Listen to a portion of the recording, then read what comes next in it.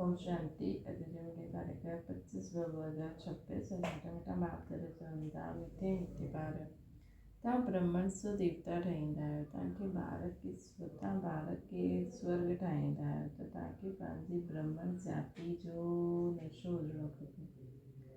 प्रश्न: सच्चे ब्रह्मण जी मुख्य निशानी छा हूंदी आहे? तरह: सच्चे ब्रह्मणनि जो हिन पुराणी दुनिया सां लंगर उठल हूंदो। उहे जीअं हिन दुनिया जो किनारो छॾे चुकिया हूंदा। ॿियो आहे, सच्चा ब्रह्मण उहे जो हथ सां कमु करनि ऐं बुद्धि सदा बाप जी यादि में रहे, अर्थात कर्मयोगी हुजनि। टियों आहे, ब्रह्मण अर्थात कमल समान। चौथों आहे, ब्रह्मण अर्थात सदा आत्माभिमानी रहने जो पुरुषार्थ करण वारा। पंजों आहे, ब्रह्मण अर्थात काम और शत्रु ते विजय पाइण वारा। ओम शांति। रूहानी बाबा रूहानी ॿारनि खे सम्झाइनि, ॿार खे इहे ब्रह्मण ये कॾहिं भूलो न कि असां ब्रह्मण आहियूं, देवता ठहिण वारा आहियूं, उन्हनि खे बि यादि करणो पवंदो आहे। हिते तव्हां आपस में सिर्फ़ु ब्रह्मण ई ब्रह्मण आहियो। ब्रह्मणनि खे बेहद जो बाबा पढ़ाईंदा आहिनि। इहे ब्रह्मा न पढ़ाईंदा आहिनि, शिव बाबा पढ़ाईंदा आहिनि ब्रह्मा द्वारा। ब्रह्मणनि खे ई पढ़ाईंदा आहिनि। शूद्र खां ब्रह्मण ठहिण बग़ैर देवी देवता ठही न सघंदा। वर्सो शिव बाबा सां मिलंदो आहे। उहे शिव बाबा त सभिनि जो बाबा आहिनि। हिन ब्रह्मा खे ग्रेट ग्रेट ग्रैंड फादर चईंदासीं। लौकिक बाप त सभिनि खे हूंदा आहिनि, पालौकिक बाप खे भक्ति मार्ग में यादि कंदा आहिनि। हाणे तव्हां ॿार सम्झंदा आहियो, इहे अलौकिक बाप जेके कोई ॼाणंदो ई न आहे। बल ब्रह्मा जो मंदिर आहे, हिते बि प्रजापिता आदि देव जो मंदिर आहे। उन्हनि खे कोई महादेव चईंदा आहिनि, दिलवालो बि चईंदा आहिनि, परंतु वास्तव में दिलि वठण वारो आहे शिव बाबा, न कि प्रजापिता ब्रह्मा आदि देव ब्रह्मा। सभु आत्माउनि खे सदा सुखी ठाहिण वारो आहे, ख़ुशि करण वारो हिकु बाबा ई आहे। इहे बि सिर्फ़ु तव्हां ई ॼाणंदा आहियो। दुनिया में त मनुष्य कुझु न ॼाणंदा आहिनि, तुच्छ बुद्धि आहिनि। असां ब्रह्मण ई शिव बाबा खां वरसो वठूं था। तव्हां बि इहा खड़ी करे भुलिजी वेंदा आहियो। यादि आहे वॾी सहज योग अक्षर सन्यासियुनि रखियो आहिनि। तव्हां त बाप खे यादि कंदा आहियो। योग कॉमन अक्षर आहे, इन्हनि खे योग आश्रम बि न चईंदासीं। ॿार ऐं बाबा वेठा आहिनि। ॿारनि जो फर्ज़ु आहे बेहद जे बाप खे यादि करणु। असां ब्रह्मण आहियूं, ॾाॾे खां वरसो था वठूं ब्रह्मा द्वारा। हिन करे शिव बाबा चईंदा आहिनि, जेतिरो थी सघे यादि कंदा रहो। चित्र बि भर रखो त यादि रहंदा। असां ब्रह्मण आहियूं, बाबा खां वरसो था वठूं। ब्रह्मण कॾहिं पंहिंजी जाति खे भुलिजंदा छा? तव्हां शूद्रनि जे संग में अचण सां ब्रह्मणपन भुलिजी वेंदा आहियो। ब्रह्मण त देवताउनि खां बि ऊचा आहिनि।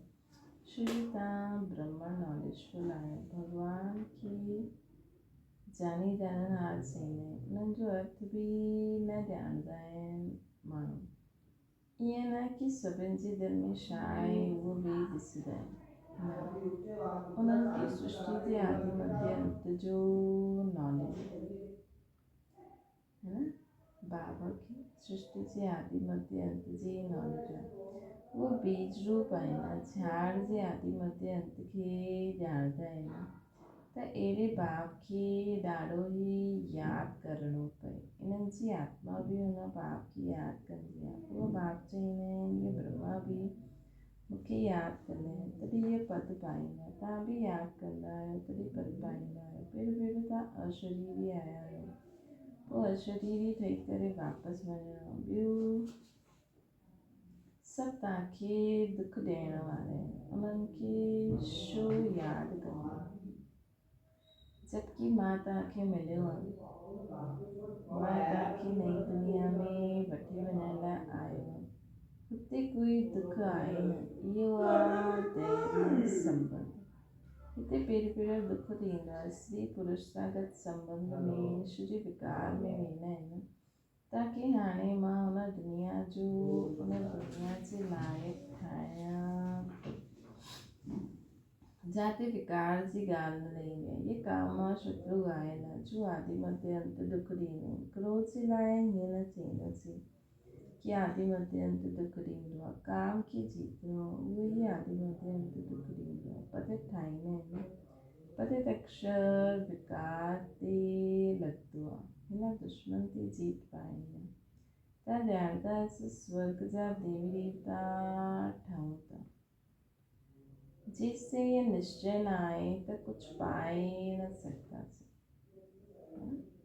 जिससे ये निश्चय न आए तो कुछ पाए न सकता से। मतलब स्वर्ग जा देवी देवता ठाऊता जिससे ये निश्चय न आए तो कुछ पाए न सकता से। बाबा समझाईने बारन की मनसा वाचा कर्मा इकड़े ठहरो मेहनत आना दुनिया में ये केके पतो ना है कि ता भारत के स्वर्ग ठाहींदा अगे हाली करे समझदा चाहींदा भी आहिनि वन वर्ल्ड वन राज्य वन रिलीजन वन भाषा हुजे। तव्हां सम्झाए सघंदा आहियो सतयुग में अॼु खां 5000 वर्ष पहिरियों हिकु राज्य हुयो हिकु धर्म हुयो जेके स्वर्ग चइबो आहे। राम राज्य रावण राज्य कोई खे भी राम राज्य खे भी कोई न ॼाणंदा आहिनि। 100% तुच्छ बुद्धि खां हाणे 100% शुद्ध बुद्धि ठही वई।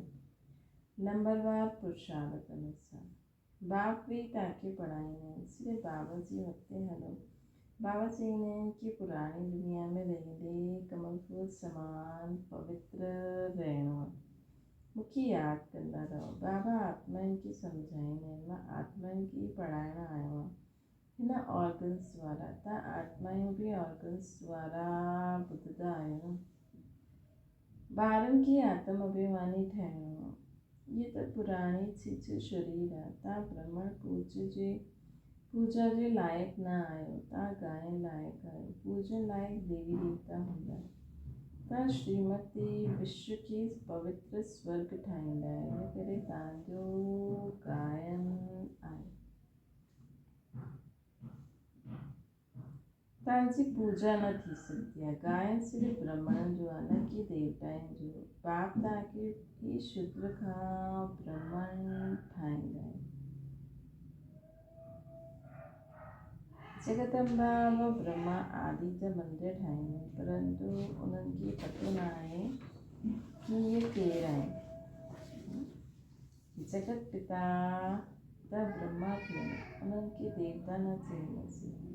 देवताउनि जी आत्मा और शरीर ॿई पवित्र आहिनि। हाणे तव्हांजी आत्मा पवित्र थींदी वेंदी आहे।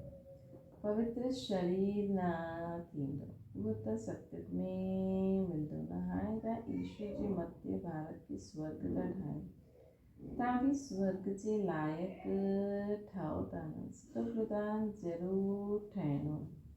सिर्फ़ु तव्हां ब्राह्मण ई आहियो जेके बाबा वेही पढ़ाईंदा आहिनि। ब्राह्मणनि जो झाड़ वृद्धि खे पाईंदो रहंदो। ब्राह्मण जो पक्का ठही वेंदा उहो पोइ वञी करे देवता ठहींदा। नयो झाड़ आहे न। माया जे तूफ़ान बि लॻंदा आहिनि। सतयुग में कोई तूफ़ान न लॻंदो। हिते माया बाबा जी यादि में रहण न ॾींदी आहे। असां चाहींदा आहियूं बाबा जी यादि में रहूं तमो खां सतप्रधान ठहूं। सॼो मदार बाबा जी यादि ते आहे। भारत जो प्राचीन योग मशहूरु आहे। विलायत वारा भी चईंदा आहिनि प्राचीन योग कोई अची करे सिखलाए। हाणे योग भी 2 प्रकार जा आहिनि। हिकु आहे हठ योगी ॿिया आहिनि राजयोगी। तव्हां आहियो राजयोगी। इहे भारत जो प्राचीन राजयोग आहे जो बाबा ही अची करे सिखलाईंदा आहिनि। सिर्फ़ु गीता में मुंहिंजे बदिले श्री कृष्ण जो नाम विझी छॾियो। केतिरो फ़र्क़ु थी वियो आहे न। शिव जयंती हूंदी आहे त तव्हांजी वैकुंठ जी भी जयंती हूंदी आहे जंहिंमें श्री कृष्ण जो राज्य हुयो। तव्हां ॼाणंदा आहियो शिव बाबा जी जयंती आहे त गीता जी भी जयंती आहे। वैकुंठ जी भी जयंती थींदी आहे न जंहिंसां तव्हां पवित्र ठही वेंदा आहियो। जंहिंसां तव्हां पवित्र ठही वेंदा आहियो। कल्प पहिरियों महाफिक स्थापना कंदा आहियूं। हाणे बाबा चईंदा आहिनि मूंखे यादि करो। यादि न करण सां माया कुझु न कुझु विक्रम कराए ॾींदी।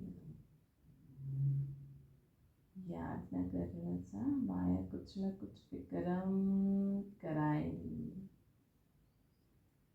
याद न कयो ऐं लॻी चमाट। यादि में रहण सां चमाट न खाईंदा, इहा बॉक्सिंग थींदी आहे। तव्हां ॼाणंदा असांजो दुश्मन कोई मनुष्य न आहे, रावण दुश्मन आहे। बाप चईंदा आहिनि हिन समय जी शादी बर्बादी आहे, हिक ॿ जी बर्बादी कंदा रहनि, पतत ठाहे ॾींदा आहिनि। हाणे पारलौकिक बाबा ऑर्डिनेंस करते हैं, 12 कामा शत्रु हिन ते जीत पायो, पवित्रता जी प्रतिज्ञा करो, कोई बि पतित न ठहो। जन जन्मान जा तव्हां पतित ठहिया आहिनि हिन विकार सां, हिन करे कामा शत्रु। साधु संत सभु चईंदा आहिनि पतित पावण जो, सत्युग में पतित कोई हूंदो न आहे। बाबा अची करे ज्ञान सां सर्व जी सदगति कंदा आहिनि। हाणे त सभी दुर्गति में आहिनि। ज्ञान ॾियण वारो कोई आहे न, ज्ञान ॾियण वारो हिकु ई ज्ञान सागर शिव बाबा आहे, है न। ज्ञान सां ॾींहुं आहे राम जो, राति आहे रावण जी। हिन अक्षरनि खे यथार्थ अर्थ तव्हां ॿार सम्झंदा आहियो, सिर्फ़ु पुरुषार्थ में कमज़ोरी आहे। बाबा त ॾाढो सुठी रीति सम्झाईंदा आहिनि। तव्हां 84 जन्म पूरा कया, हाणे पवित्र ठही करे वापसि वञिणो आहे। तव्हांखे त शुद्ध अहंकार हुजिणो खपे। असां आत्मा आहियूं बाबा जी मथे। हिन भारत खे स्वर्ग था ठाहियूं, जंहिं स्वर्ग में पोइ राज्य कंदासीं। जेतिरी महिनत कंदा ओतिरो पद पाईंदा, चाहे राजा रानी ठहो चाहे प्रजा। राजा रानी कीअं ठहींदा आहिनि उहो बि ॾिसो था न, फॉलो फादर गायल आहे न। हाणे जी ॻाल्हि आहे, लौकिक संबंध जे लाइ न चईंदासीं, इहे बाबा मत ॾींदा आहिनि। मामिकम यादि करो त सभु विक्रम विनाश थी। ईश्वरी मत असांखे इहा चईंदी आहे, मामिकम यादि करो। तव्हां सम्झंदा आहियो असां हाणे श्रीमत ते हलंदा आहियूं, ॾाॾनि जी सेवा कंदा आहियूं। ॿार बाप वटि ईंदा आहिनि त शिव बाबा बि ज्ञान सां छा खां छा सम्झाइनि, ज्ञान सां बहलाईंदा आहिनि ॿारनि खे, है न। शिव बाबा बि ज्ञान सां बहलाईंदा आहिनि।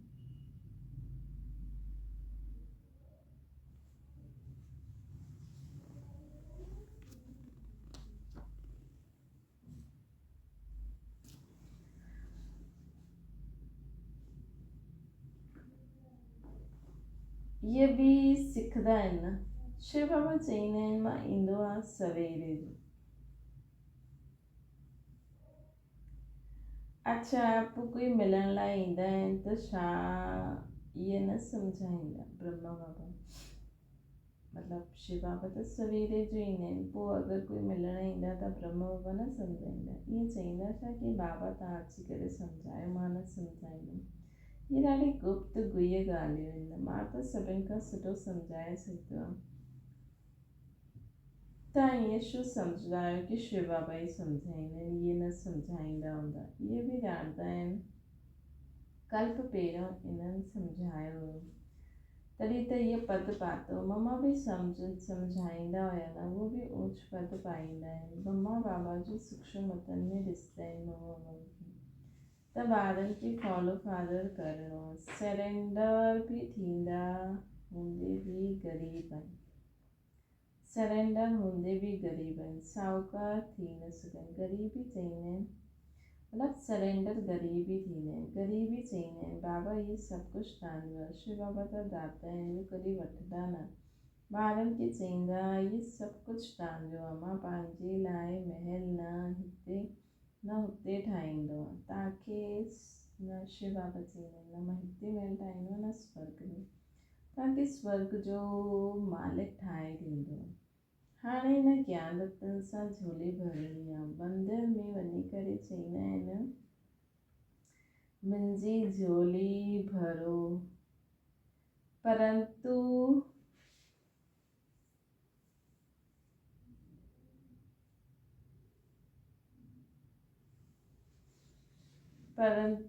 कंहिं प्रकार जी, कंहिं चीज़ जी झोली भरो। झोली भरण वारी त लक्ष्मी आहे जो पैसा ॾींदी। शिव बाबा वटि वेंदा न आहिनि, शंकर वटि वेंदा आहिनि। सम्झंदा आहिनि शिव शंकर हिकु आहे, परंतु ईअं थोरी आहे।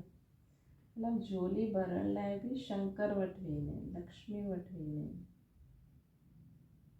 बाप अची करे सत्य ॻाल्हि ॿुधाईंदा आहिनि। बाप ही दुख हरता सुख करता है ना।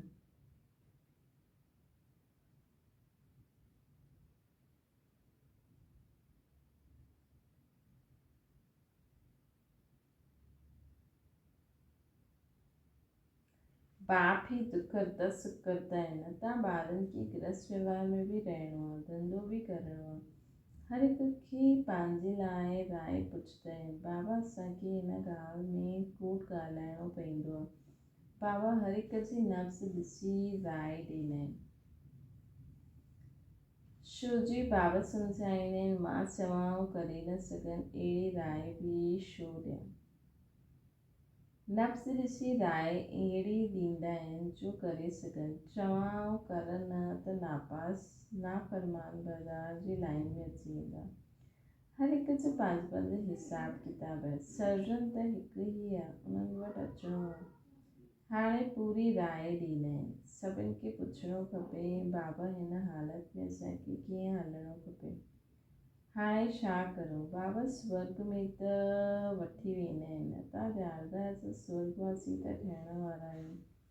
हाणे असां संगम युग वासी आहियूं। तव्हां हाणे न नर्क में आहियो न स्वर्ग में आहियो। जो ब्राह्मण ठाहींदा आहिनि, हुननि जो लंगर हिन चीची दुनिया सां उठी चुकियो आहे। तव्हां कलयुगी दुनिया जो किनारो छॾे ॾिनो आहे। कोई ब्राह्मण तिखो वञे याची यात्रा में, कोई कमु वेंदो आहे, कोई हथु छॾे ॾींदा आहिनि, अर्थात पोइ कलयुग में हली वेंदा आहिनि। तव्हां ॼाणंदा आहियो कि भैया असांखे वठी वेंदा आहिनि। उहा यात्रा त अनेक प्रकार जी आहे। तव्हांजी हिकु ई यात्रा आहे। तव्हांजी हिकु ई यात्रा आहे। ये बिल्कुलु न्यारी यात्रा आहे।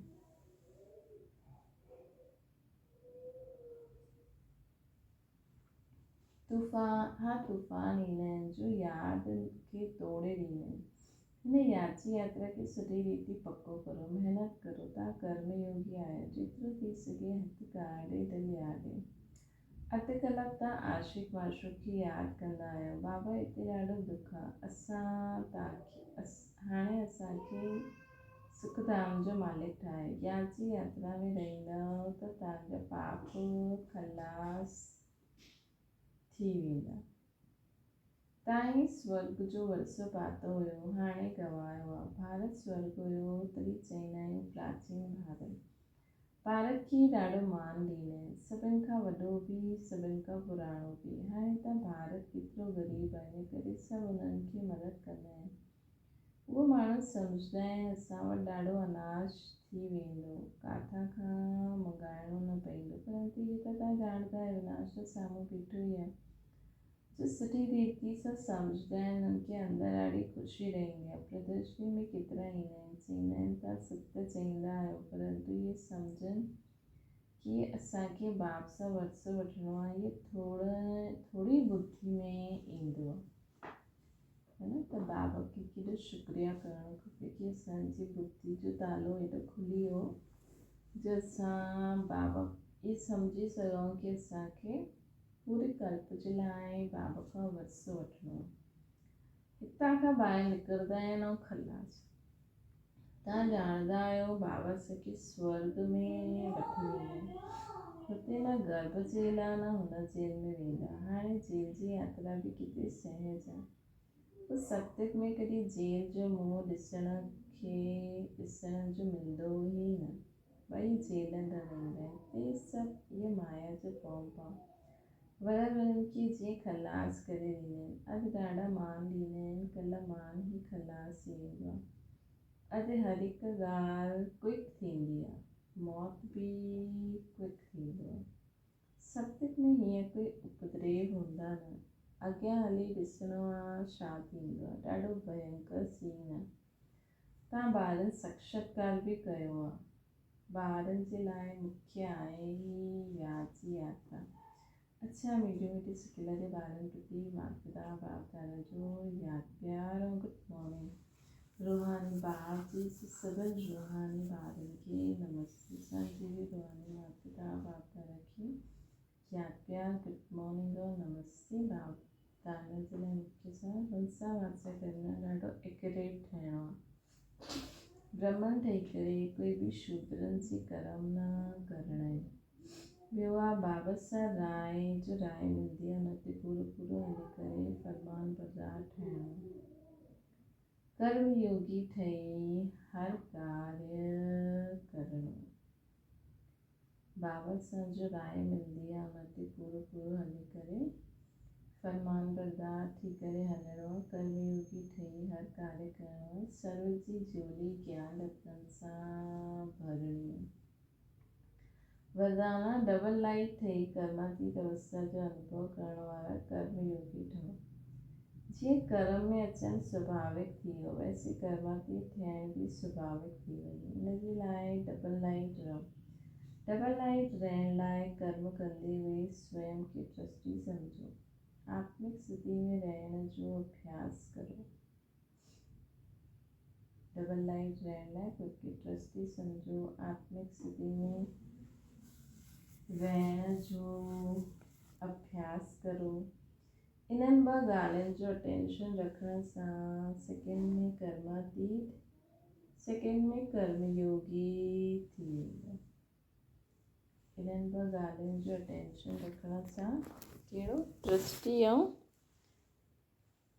ट्रस्टीपन ऐं आत्मिक स्थिति त सेकेंड में कर्मातीत थी वेंदो। असांजो त कुझु आहे न, सभु कुझु बाबा जो आहे। बाबा खे ॿुधायो, बाबा खे छॾो, पोइ बसि त सेकेंड में कर्मातीत, सेकेंड में कर्मयोगी ठही वेंदा। ट्रस्टी ठही हेठि आयासीं, कर्म कयो, बाबा खे ॾिनो, पोइ वापसि सितारो। निमित मात्र कर्म करण लाइ कर्मयोगी ठहो। पोइ कर्मातीत अवस्था जो अनुभव करो।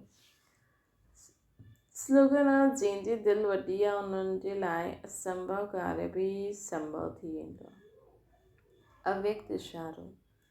तव्हां वटि जो बि विशेषतायूं आहिनि उन्हनि खे सामने रखो, कमज़ोरी खे न। त पंहिंजे पाण में फेथ रहंदो। कमज़ोरी जी ॻाल्हि खे ज़्यादा न सोचिणो आहे। जो सदा ख़ुशी में अॻियां वधंदा वेंदा त प्रैक्टिकल में अनेक देश, अनेक भाषायूं, अनेक रूप रंग, लेकिन अनेकता में बि सभिनि जे दिलि में एकता। छो जे दिलि में हिकु बाबा ई आहे। हिकु श्रीमत ते हलण वारा आहियो। अनेक भाषायूं हूंदे हुए बि मन जो गीत, मन जी भाषा हिकु ई हुजे। अच्छा, ओम शांति। बाबा खे यादि करो।